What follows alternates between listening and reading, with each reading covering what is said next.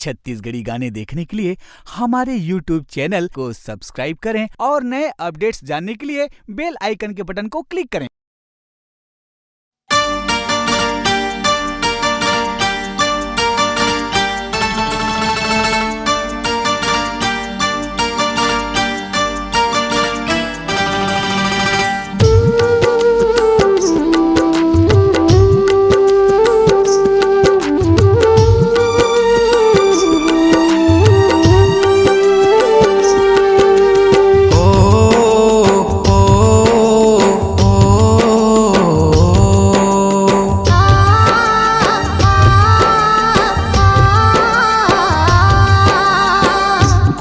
जी के बंधन कर ले माथे नवालाओ जी, घर में जाओ का पाठ करा ले सत के भजन गालाओ जी। गुरु जी के बंधन कर ले माथे नवालाओ जी, घर में जाओ का पाठ करा ले सत के भजन गालाओ जी। ज्ञान की ज्योत जला के आरती उतारो जी,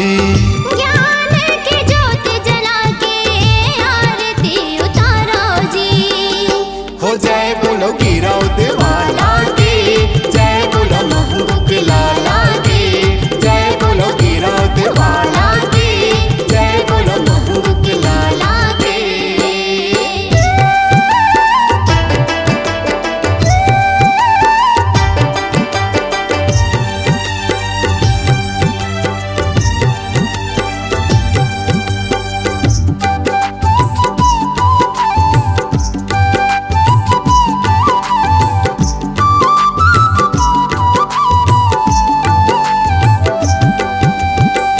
बाबा जी के नाम लेके जैसे खाम गड़ा ले, सत्य नाम ल जपले रे संगी हृदय माँ बसा ले, सत्य नाम ल जपले रे संगी हृदय माँ बसा ले।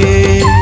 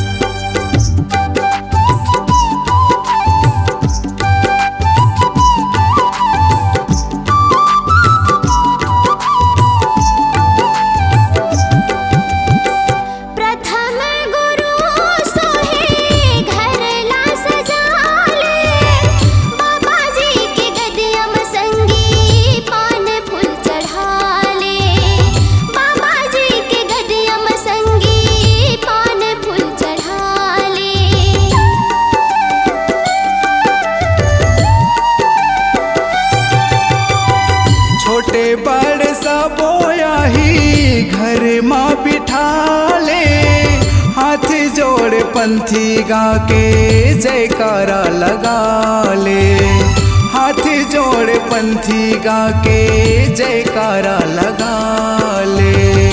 हो जय बोलो गिराओ दिवाला की, जय बोलो महबूब लाला की, जय बोलो गिराओ दिवाला की, जय बोलो महबूब लाला की।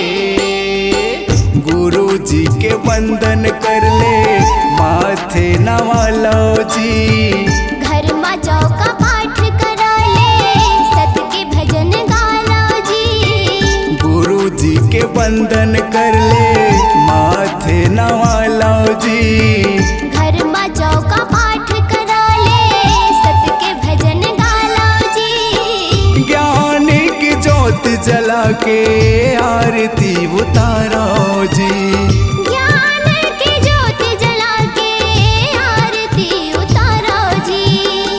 हो जय बोलो गिराओ दिवाला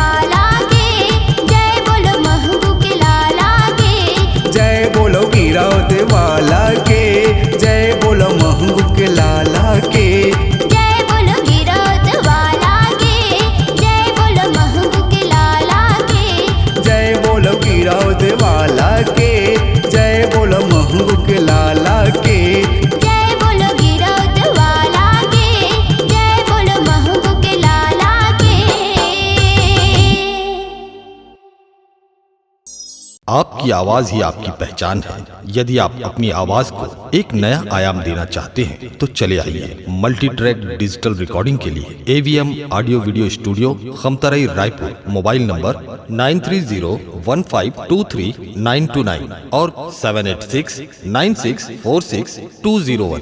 यदि आप नए एवं पुराने गीत सुनना चाहते हैं तो avmgana.com में जाकर गाना फ्री डाउनलोड करें और YouTube चैनल में AVM गाना और KK कैसेट्स को सब्सक्राइब करें।